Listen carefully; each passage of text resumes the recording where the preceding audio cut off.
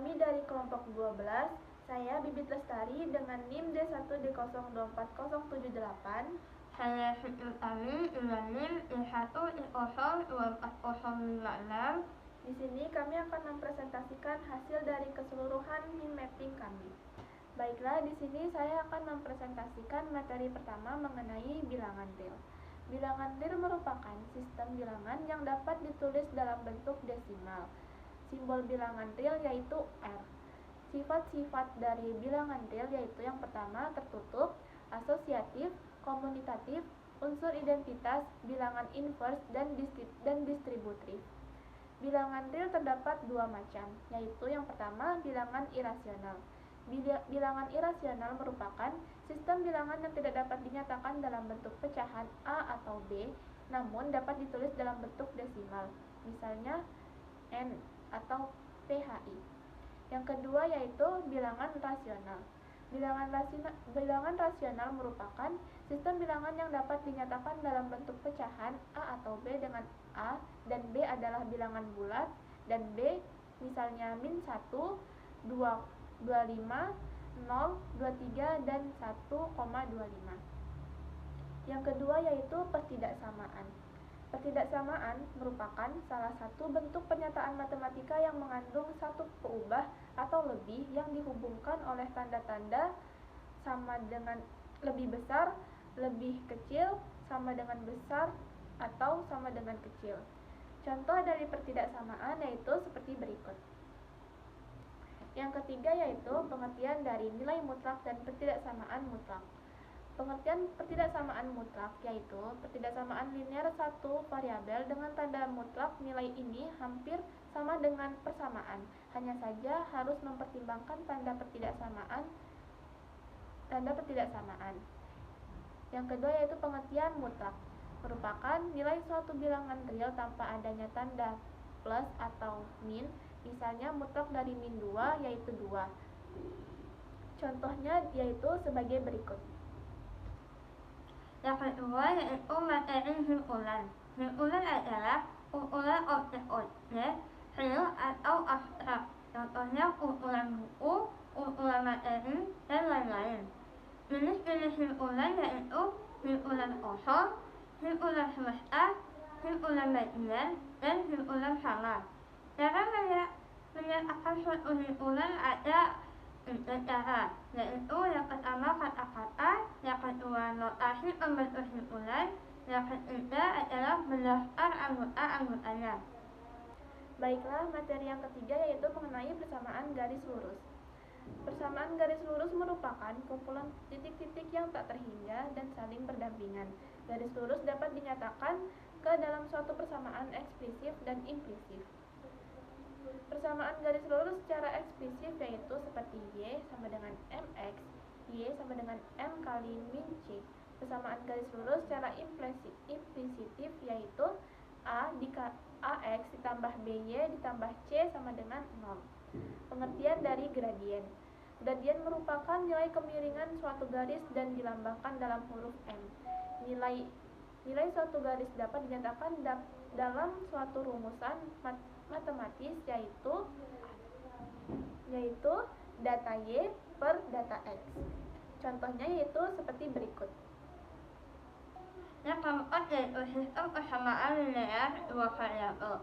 Sistem persamaan linear dua variabel yaitu sebuah bentuk relasi yang sama dengan bentuk aljabar yang memiliki dua variabel dan keduanya berpangkat 1.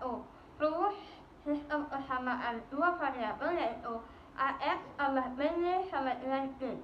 Bagian-bagian dari sistem persamaan linear dua variabel yaitu variabel, yang kedua koefisien, yang ketiga konstanta, yang keempat adalah suku. Penyelesaian sistem persamaan dua variabel ada dua, yaitu metode substitusi dan metode eliminasi. Baiklah, materi yang kelima yaitu mengenai sistem persamaan linear 3 variabel. Sistem persamaan linear 3 variabel merupakan persamaan 3 variabel yang mengandung 3 variabel, misalnya variabel X, Y, dan Z. Rumus dari SPLTV yaitu yang pertama A1X tambah B1Y ditambah C1Z sama dengan D1. Yang kedua yaitu A2X ditambah B2Y ditambah C2Z sama dengan D2. Yang ketiga yaitu A3X ditambah B3Y ditambah C3Z sama dengan D3. Cara penyelesaian dari SPLTV yaitu terdapat dua cara, yaitu yang pertama metode eliminasi dan yang kedua yaitu metode substitusi. Contoh dari sistem persamaan linear 3 variabel yaitu seperti berikut. Selanjutnya yaitu materi ke-6 yaitu persamaan kuadrat. Persamaan kuadrat adalah persamaan yang variabelnya memiliki pangkat tertinggi sama dengan 2. Bentuk umum persamaan kuadrat yaitu AX kuadrat tambah BX tambah C sama dengan 0. Jenis-jenis persamaan kuadrat. Yang pertama, persamaan kuadrat biasa. Yang kedua, persamaan kuadrat murni. Yang ketiga, persamaan kuadrat A lengkap. Yang keempat, persamaan kuadrat rasional. Cara menentukan akar persamaan kuadrat. Yang pertama, faktorisasi. Yang kedua, melengkapi kuadrat sempurna. Yang ketiga, menggunakan rumus ABC. Contoh soalnya adalah seperti berikut. Baiklah, materi yang ketujuh yaitu mengenai relasi dan fungsi. Relasi adalah hubungan antara himpunan dari daerah asal atau domain dan daerah kawan atau kodomain. Cara menyatakan relasi yaitu terdapat dua cara, yang pertama diagram panah, yang kedua yaitu diagram kartesius. Pengertian dari fungsi yaitu hubungan antara daerah domain dan kodomain di mana setiap suatu anggota domain tetap berpasangan dengan satu anggota kodomain. Jenis-jenis fungsi yaitu yang pertama fungsi injektif, fungsi subjektif, yang ketiga yaitu fungsi bijektif. Selanjutnya adalah materi ke-8 yaitu logika matematika. Logika matematika adalah acuan berpikir tentang bagaimana mengambil suatu kesimpulan dari kondisi tertentu. Pernyataan dan kalimat terbuka. Pernyataan adalah kalimat yang benar atau bisa salah, sementara kalimat terbuka adalah jenis kalimat yang belum diketahui kebenarannya. Pernyataan majmuk. Dalam pernyataan majmuk ada 4, yaitu konjungsi, disjungsi, implikasi, dan diimplikasi. Materi ke-9 yaitu mengenai matriks. Matriks adalah sekumpulan bilangan yang disusun berdasarkan baris dan kolom serta ditempatkan di dalam tanda kurung seperti tanda kurung biasa atau tanda kurung siku dan diberi nama dengan huruf kapital seperti A, B, C, dan seterusnya. Elemen matriks.